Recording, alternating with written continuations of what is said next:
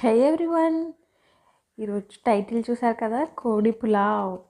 మా ఏరియాలో కోడి కూర అయినా కోడి పులావ్ అయినా ఖచ్చితంగా ఎంత పెద్ద ఫంక్షన్ అయినా చిన్న ఫంక్షన్ అయినా కట్టెల పొయ్యి మీద చేస్తారండి.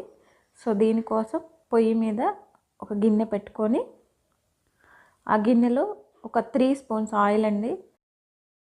కోడి పులావ్కి కొంచెం ఆయిల్ ఎక్కువే పడుతుంది.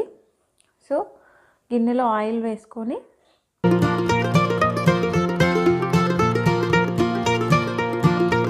ఈ ఆయిల్ కొంచెం వేడెక్కిన తర్వాత సన్నగా తరిగిన ఉల్లిపాయలను వేసుకోవాలి.